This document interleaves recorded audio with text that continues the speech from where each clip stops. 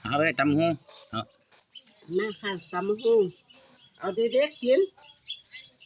แซ่บ กินนี่ที่กินนักที่ผู้เพชรสบสู กินได้มาแซ่บๆพี่น้องเอ้ย ส้มตำยังเอ้ยแซ่บๆส้มตำ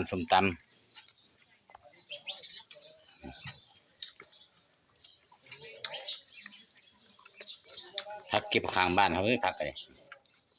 มาพี่น้อง แซ่บเนาะ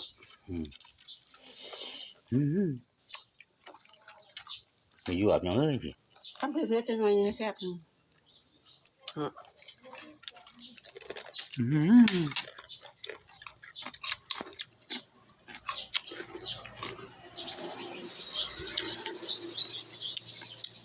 ตาเนาะ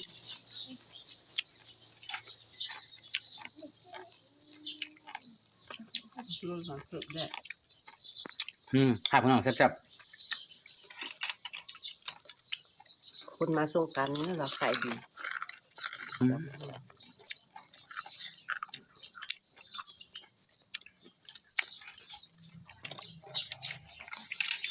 กินให้หมด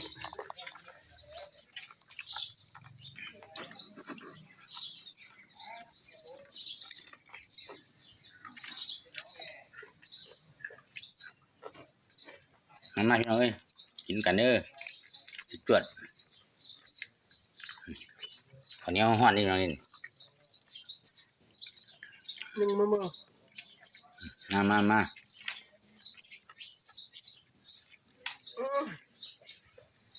ปิดตาก่อน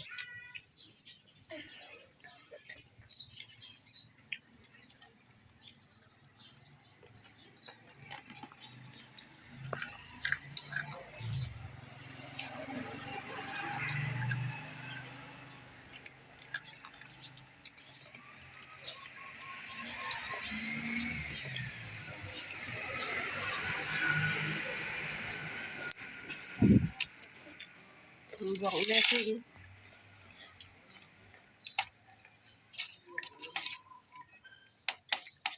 สู้เดี๋ยวมันจะแซ่บ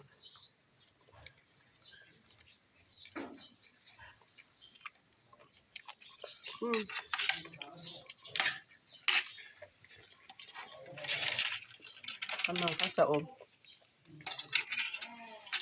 อมสดๆเก็บมาจากต้นใหม่ๆ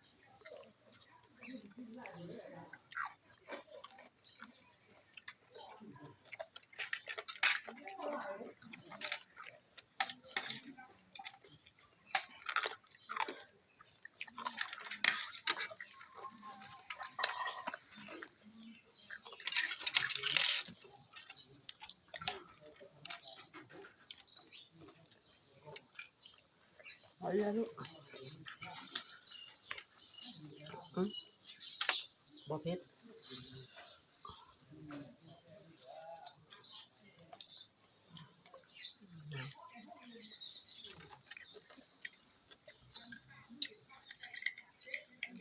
มาพี่น้องเอ้ยกินข้าวกันเด้อส้มตำเด้อจวดข้าวพร้อมนี่ขั้นห้อนท้องก็ได้กินข้าวก็มีห้อนท้องอยู่บ้านน้องเขาเนาะกินสดน้ำลูกน้ำหลานมาพี่น้อง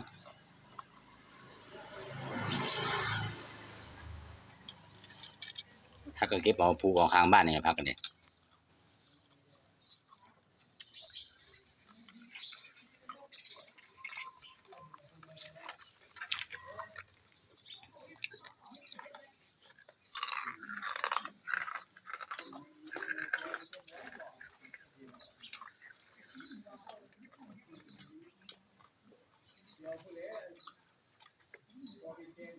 กระปูเค็มแน่ด้วยนะ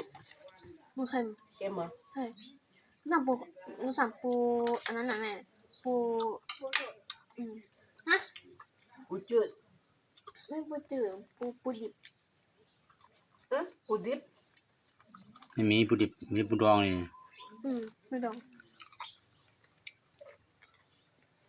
ปูจืดว่านวลมาตื้อเนาะ เราไปทะเลเขาซื้อมาเยอะปูอ่ะไว้ส้มตำแม่ตุ่มปลาร้าทำเองอร่อย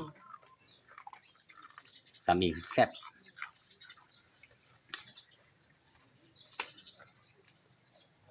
แม่เขาแม่จ๋า เขาไหม แม่เขาถามว่าเอาปูดิบหรือว่าปูสุกไปนี้ ทำไมไม่เอาปูจุด ปูดิบปู จมูกอืม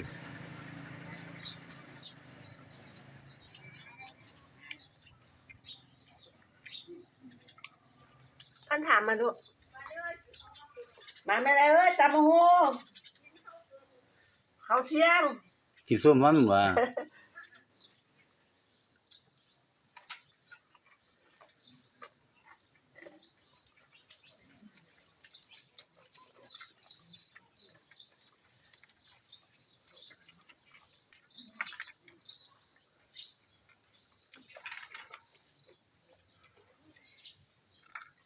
เขาถามว่าเอาปูจืดหรือปูเค็มเนี่ย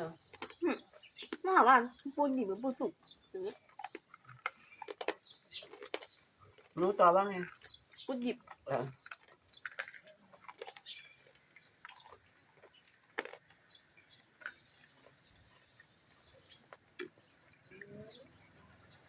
แค่หมูเทสีดิ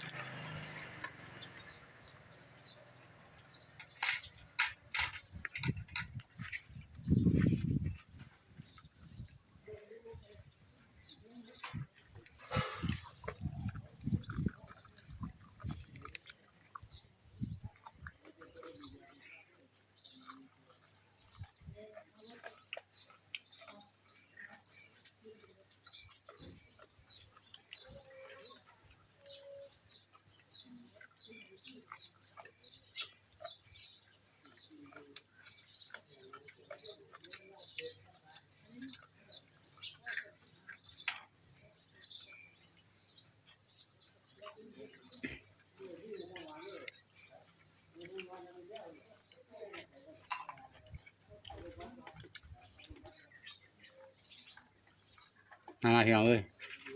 แซ่บทั้งกันเด้อกินกับลูกกับหลานนี่นะ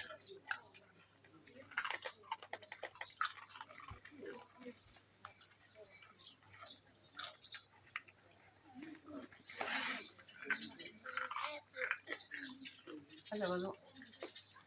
จริงๆแล้วฟันจะหัก แข็งเหรอ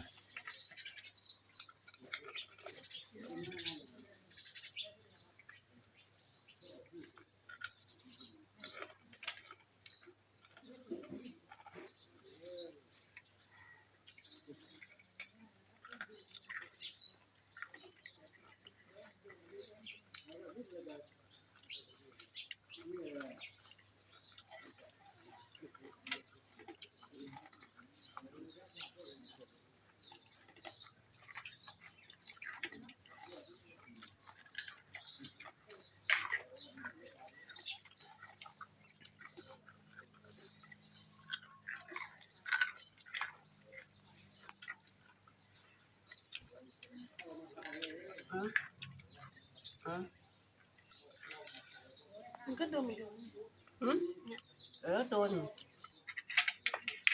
โดนน้ำส้มตำ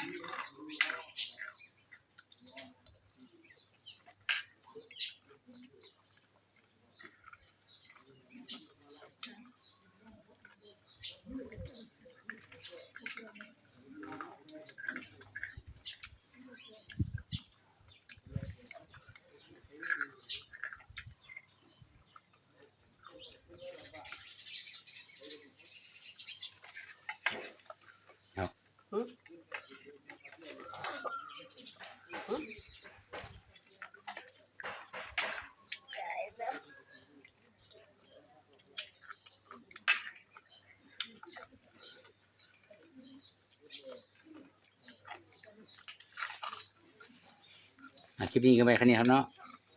อย่าลืมกดไลค์กดแชร์กดติดตามพันเด้อช่องอวยพรพาแซ่บเพื่อเป็นกำลังใจคลิปต่อไปนะครับเนาะดีค่ะไปดินตีนะดิไปดิ สวัสดีนะคะ ดีค่ะ